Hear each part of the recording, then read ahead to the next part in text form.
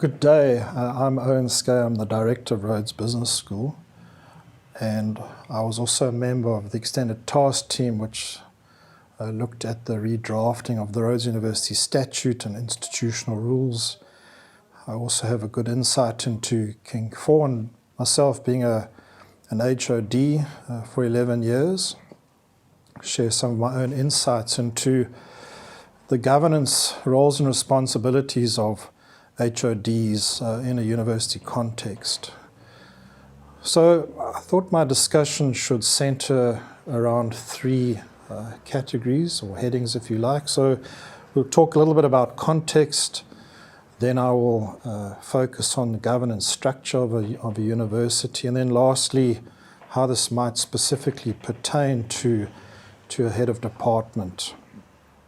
Now, the first thing from context, we have to acknowledge that Rhodes University is a public higher education institution, and therefore a substantial amount of our funding comes from the government, from taxpayers.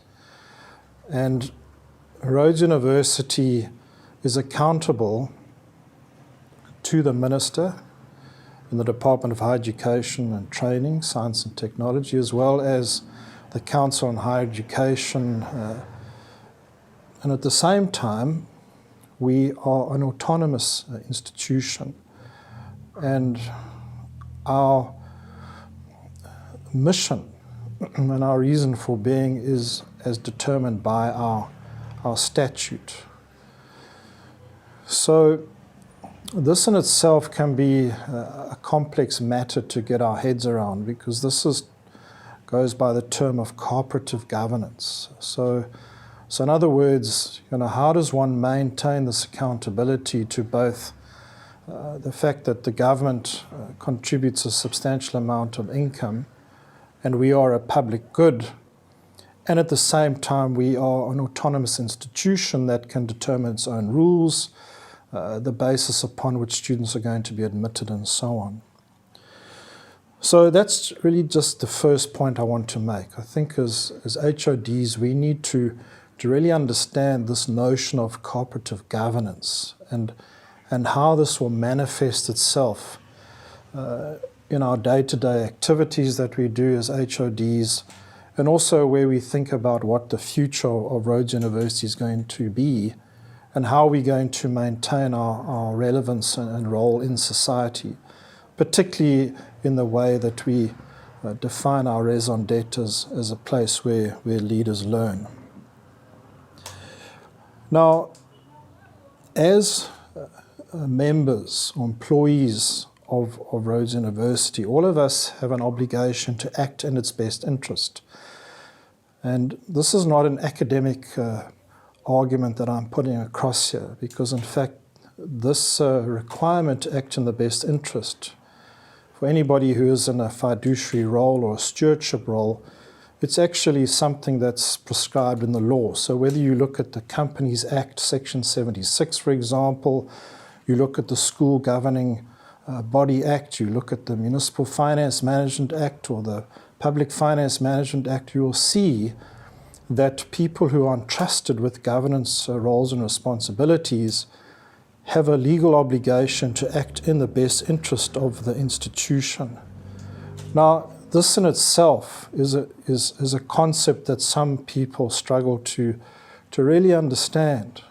So let's just think about this for a moment. Rhodes University is an incapacitated being. It cannot think for itself. But it can acquire assets in its name. It employs staff in its name. It registers students in its name. It confers degrees and diplomas on graduates. It offers cultural activities. It has sports teams who go out and play under the name of Rhodes University. It has alumni, former students and graduates of the institution.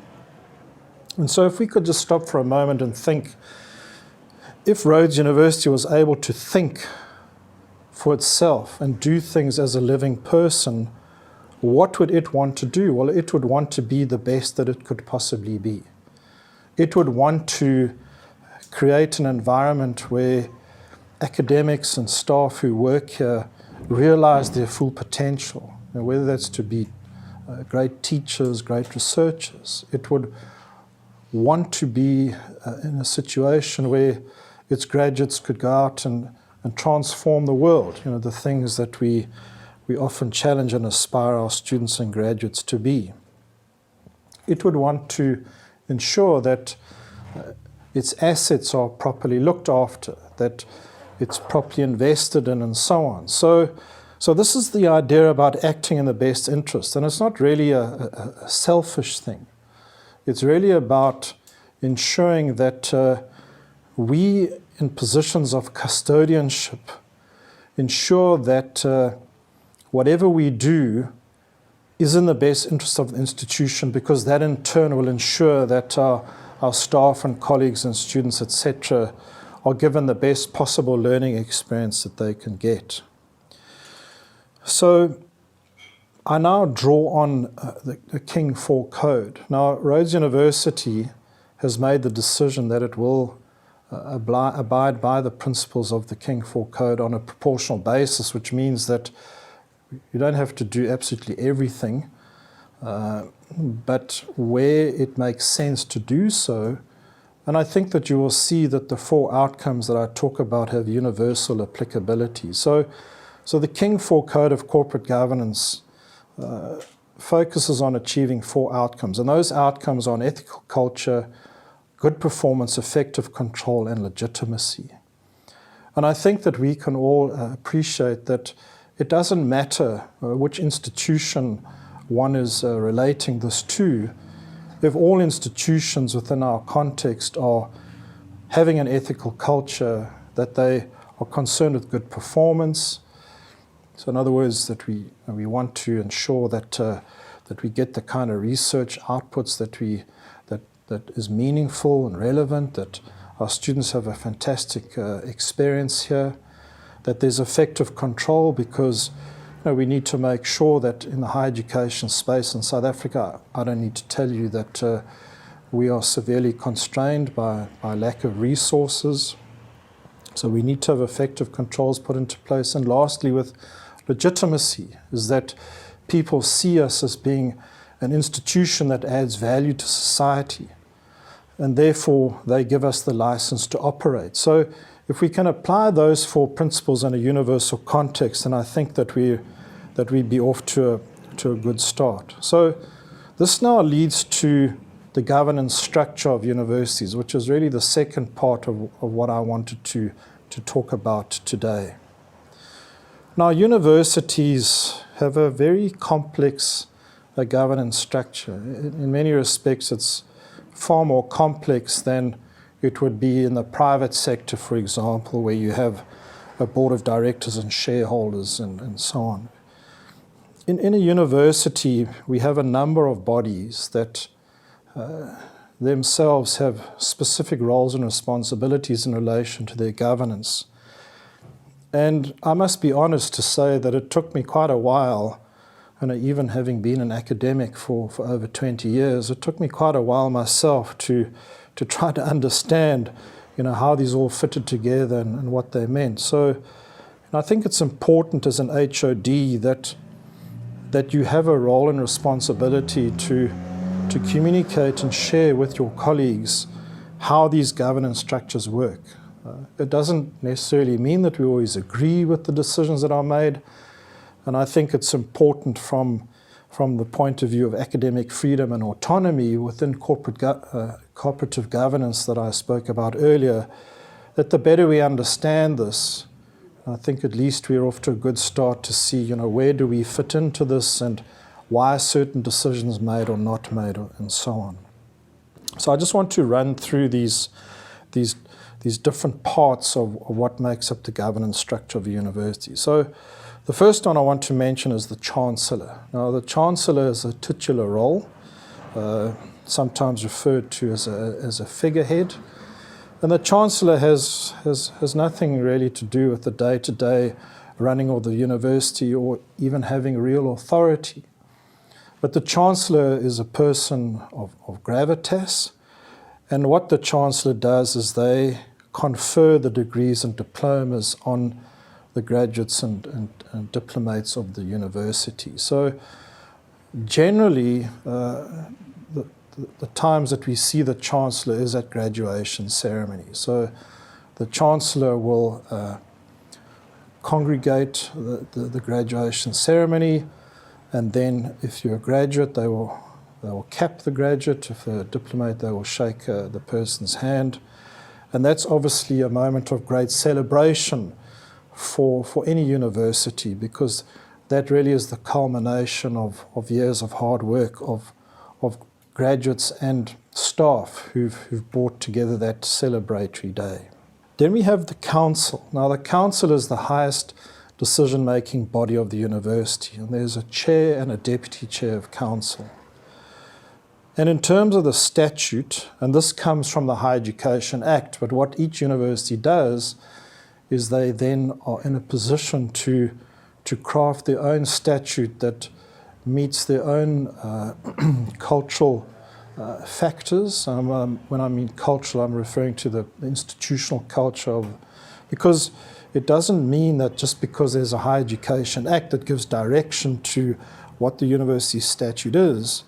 We must appreciate that, over the fullness of time, universities develop their own institutional culture, and therefore the university statute gives us freedom to express some of that institutional culture aspects that are unique to us. But nevertheless, it doesn't matter whether it's Rhodes University or the University of Cape Town or the Walter Sisulu University. What you'll find is that the council governs the university. It is the highest decision-making body in the university. Now, it's required to have 30 members, of whom at least 60% must be external to the university. So the Vice Chancellor, the DVC, will be a member of Senate. It also creates space for people in the university who sit in Senate to be nominated to sit on council. And it's important, I think, that you read the university statute to see what is the composition of council. There are also people that sit on council who are there by virtue of the fact that the minister has nominated them to be there. Now, that council may meet 4 to 5 times a year.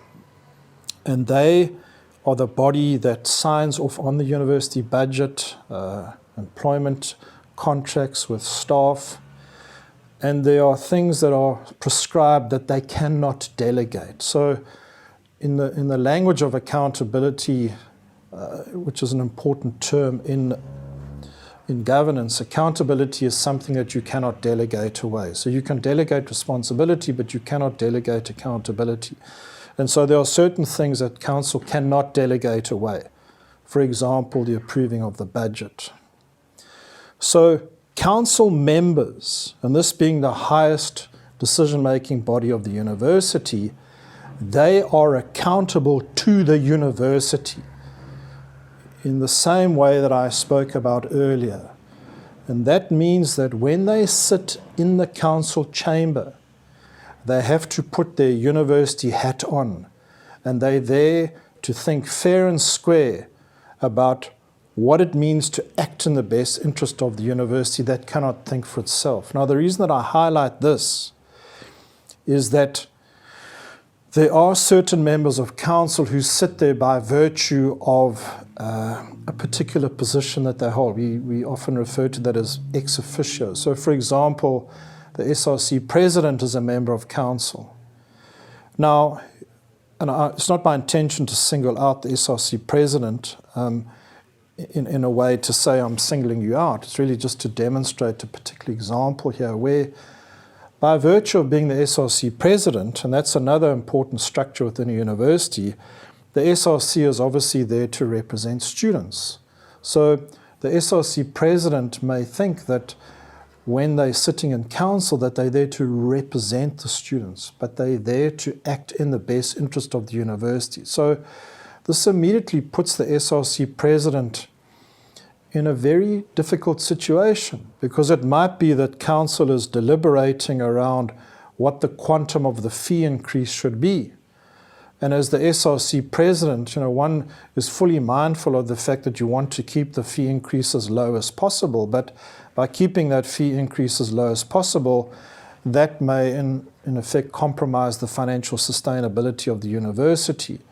And so, how does one navigate that? Now, that is true perhaps for any person who's sitting on council in an ex officio.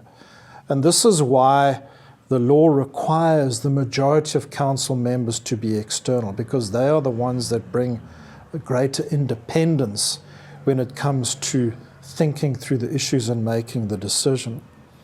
So often the analogy that I draw here is that as you're approaching the council chamber, you may be coming with a particular hat that you there by virtue of the fact that you were nominated by a particular body. But the moment you step into the council chamber, you have to remove that constituency hat, leave it outside, and then take the Rhodes University hat that's on the hat rack inside the council chamber and put that on your head.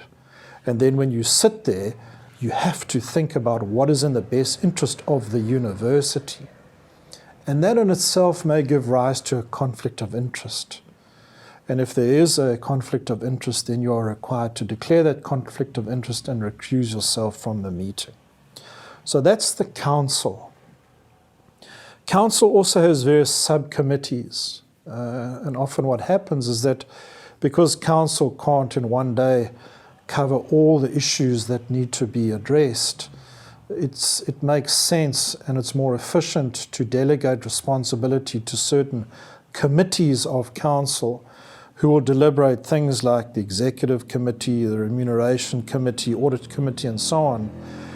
And what you'll find, for example, if you look at the audit committee, is that no internal council members may be members of the audit committee, because you want to make sure that the audit committee comprises people who are independent of the institution. Because clearly when there's money involved, often what happens is that people's sense of proportion may get skewed. So it's really just designed to make sure that the audit committee has people who are independent of the institution. They would never be in a conflict of interest unless they are doing the commercial dealings with the university. And that way we make sure that everything is beyond reproach. Then we come to the Vice Chancellor. And the Vice Chancellor is also the Chief Executive Officer of the university. And the Vice Chancellor is accountable to the Council. So the Vice Chancellor reports to Council, and the Vice Chancellor also chairs the Senate, and I will talk about Senate in a moment. And so the Vice Chancellor, in my view, is a very challenging leadership role, because the Vice Chancellor is obviously, by virtue of being the Vice Chancellor, a member of Council. Council is chaired by an external person. You cannot have a chair of council or a vice chair of council who's internal. It's chaired by an external person. And the Vice Chancellor is accountable to the council. And the Vice Chancellor is there to obviously ensure that the operational running of the university is done according to the mandate that has been given to the Vice Chancellor by the Council. So Council will agree the institutional development plan, which would be formulated by other structures within the university, but it comes to Council. Council approves it.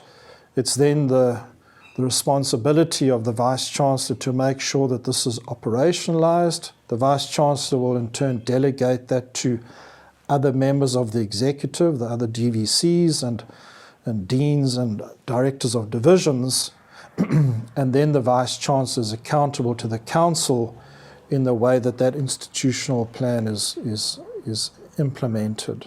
Now we come to Senate, and Senate is responsible for the teaching, learning, research, and academic functions of the institution.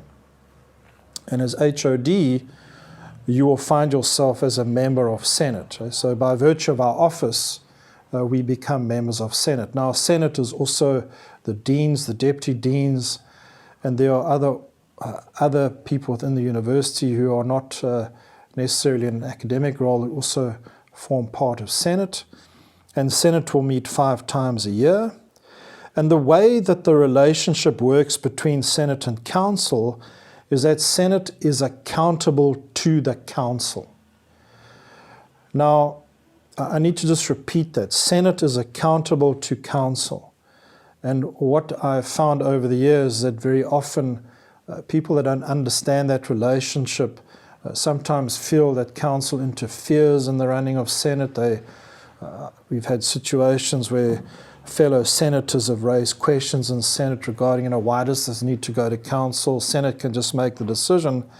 But the point about it is, in relation to good governance, is that we must understand and acknowledge that Council is the highest decision-making body of the university. And all Council members are obligated to act in the best interest of the university, and therefore Council within its rights to ask any question of Senate. However, it's not a blunt instrument here, because Council is also required to consult with Senate.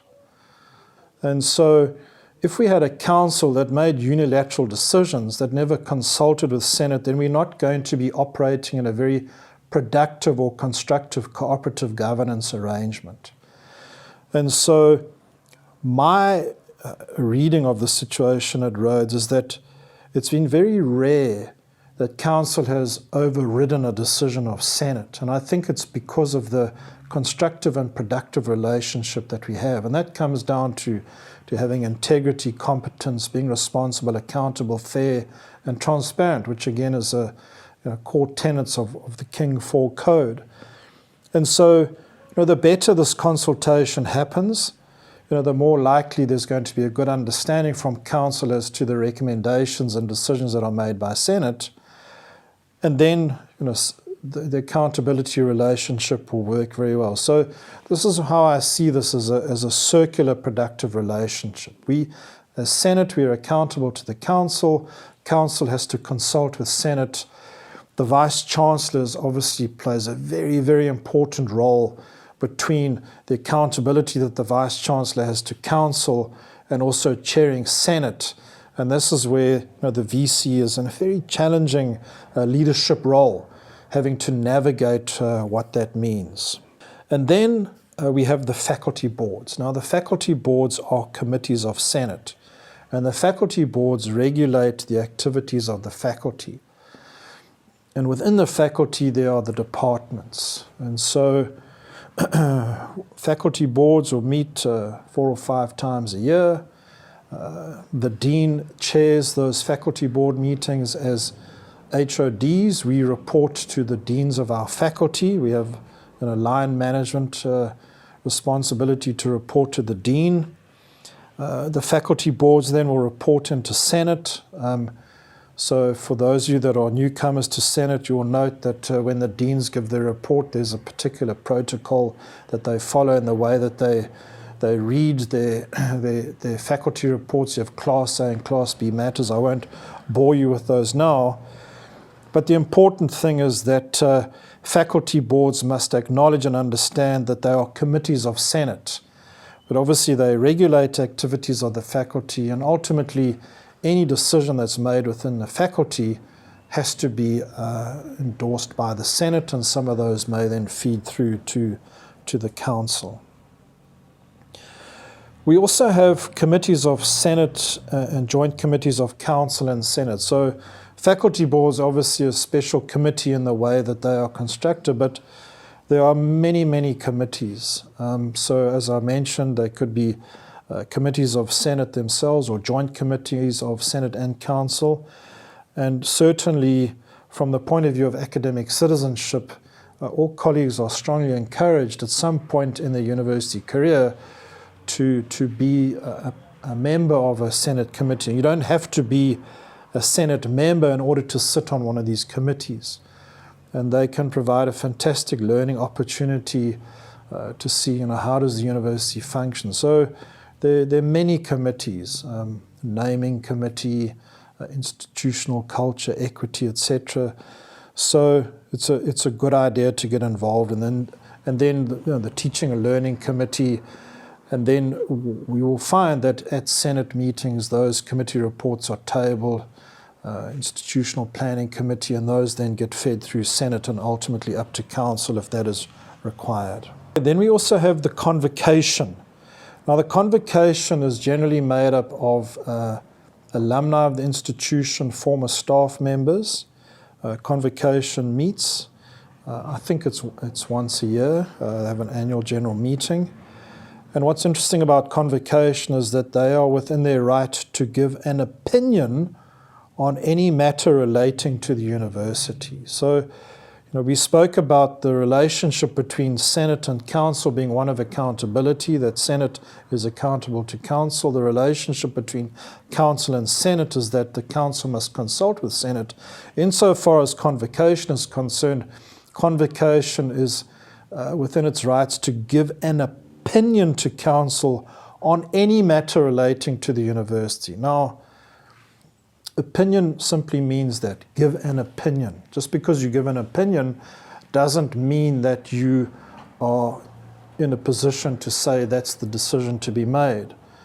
And I guess that Council, if it wants to ensure that within the spirit of cooperative governance that it values the opinion of Convocation, then it should apply its mind and acknowledge that, yes, we've looked at this opinion. But that's as far as it goes, give an opinion. And I think that we would want to find that in the context of being a legitimate institution, that we should be amenable and open to Convocation giving this opinion.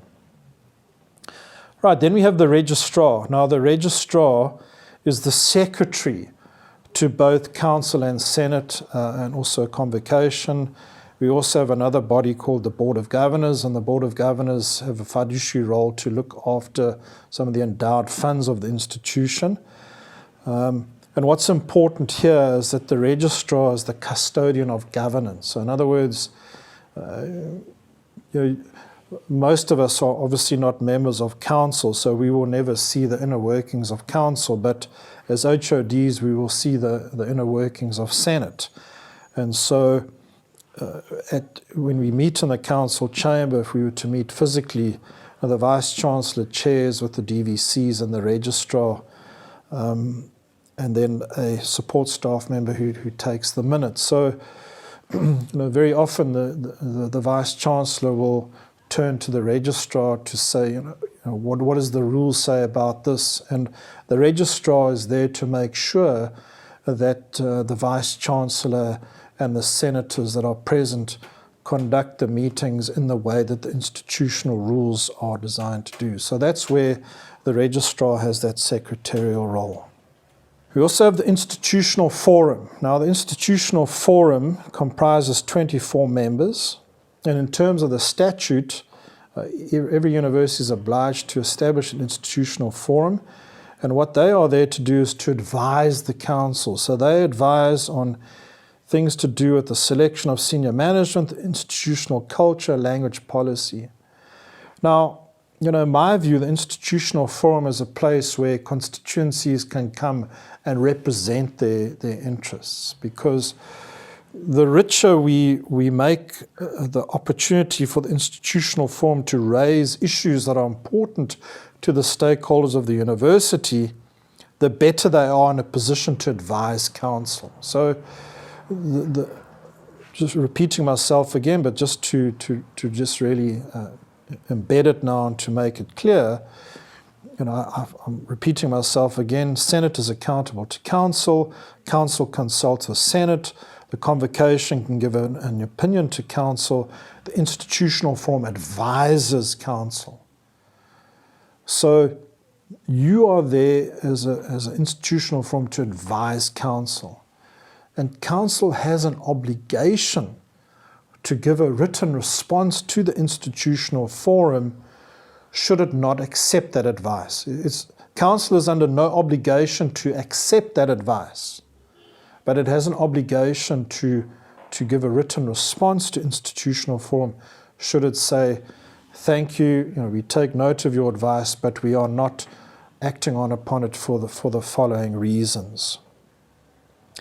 And so I really encourage colleagues to make use of the institutional forum to raise issues in relation to its mandate to cover, so it can then communicate that to Council. Now, the institutional forum has no obligation to advise Senate. There's no obligation that says this advice must go through Senate before it goes to Council. The relationship is directly between the institutional forum and Council.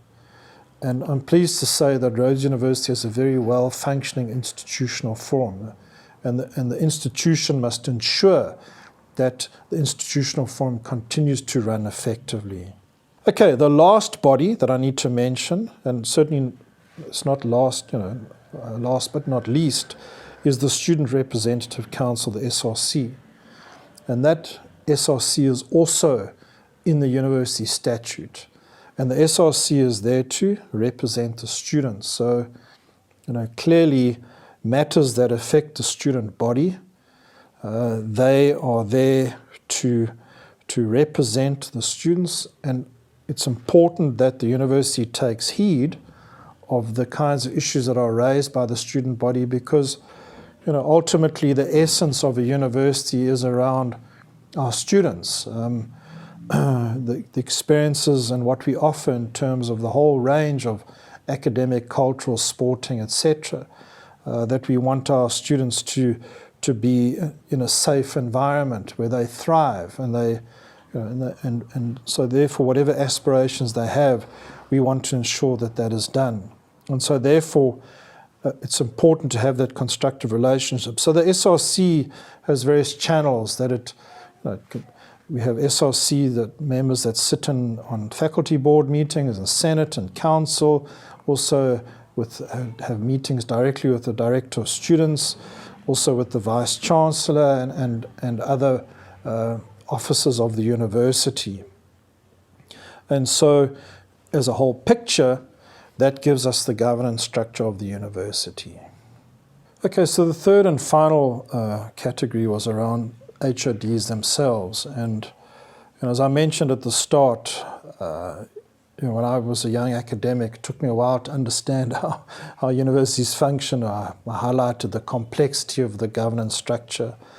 And I think that, certainly as HoDs, we need to appreciate that within corporate governance, we also have academic freedom, and we also have autonomy. And I think that many of us, including myself, the reason that I love working at Rhodes University is because Rhodes University gives me, as HoD, but also the school that I'm director of, a lot of flexibility, freedom, and autonomy to do the kinds of things that we really want to do, that we believe is in the best interests of our school and our stakeholders. And so, but having said that, we don't have carte blanche. It's not that we have license to do whatever we like. So, and there's always going to be this constant tension within universities. This is not new to, it's not unique to us.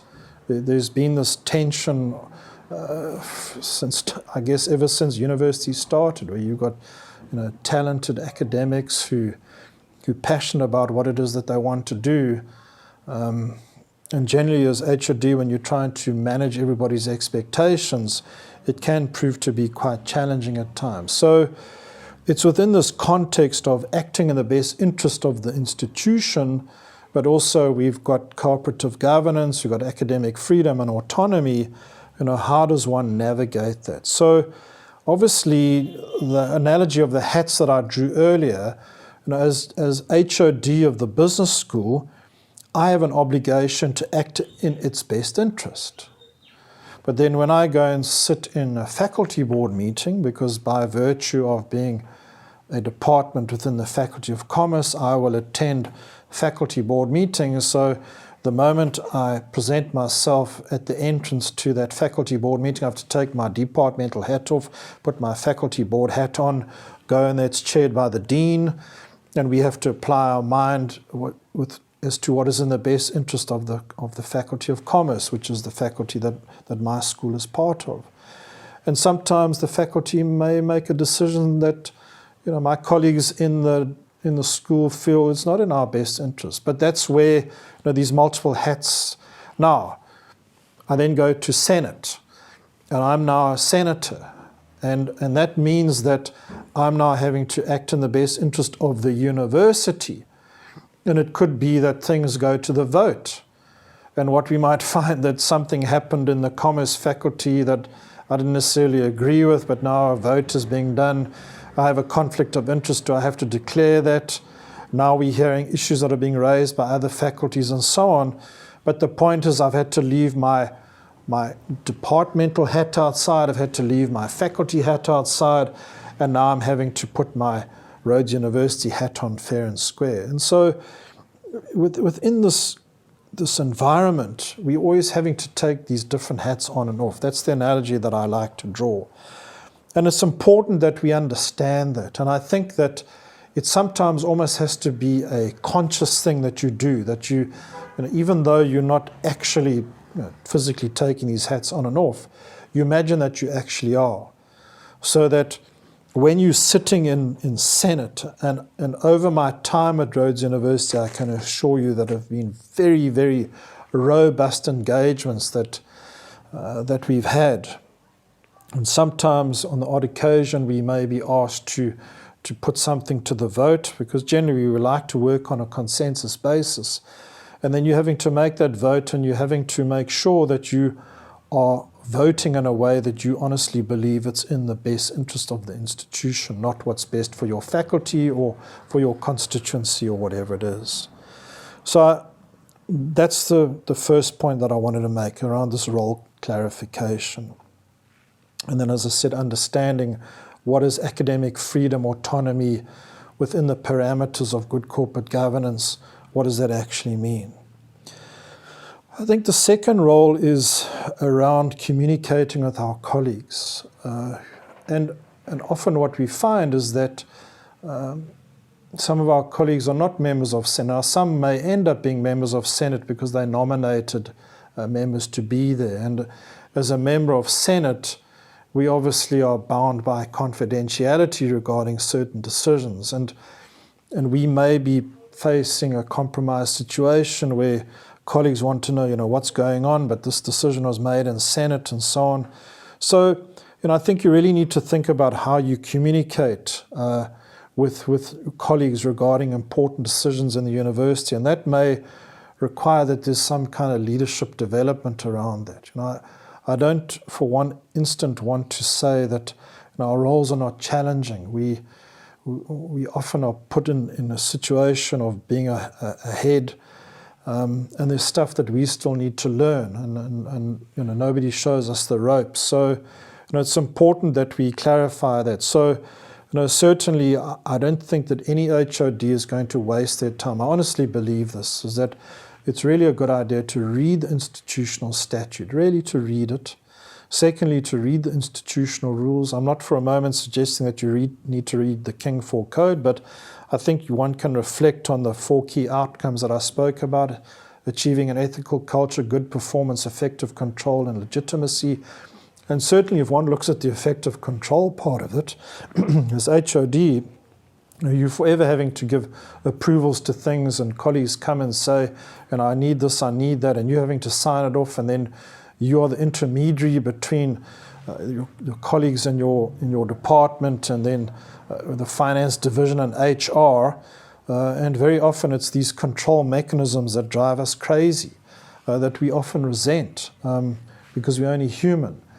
But the important point about that is that if we didn't have these controls, we would create an environment where perhaps people have too much leeway to do certain things that are not always in the best interest of the university. And then from the point of view of legitimacy, part of that is to say, legitimacy is determined by the fact that we do the kinds of things that we aspire to do in the best possible way. So, if we're not giving students proper feedback, if we're not making ourselves available and accessible, if we're not making ourselves available and accessible to our colleagues, if we're not participating in the university structures in in a way that adds value, then the legitimacy of the institution will be eroded, and that's really not good for it over the long term. And so it's really important that we understand that and navigate that. But that doesn't take away the fact that from time to time, you're going to be placed in very difficult situations where questions are asked, what about this, and how do you navigate that, and what's the answer to that? So I don't want to downplay the significance of that at all. And then I think lastly is to really reflect on where do we fit. So we have an HoD forum, and a HoD forum itself is not it's not any prescribed body, and you're not going to find that in the university statute, or you're not going to find it in the institutional rules. But just like the deans have a forum, the HoDs also have a forum.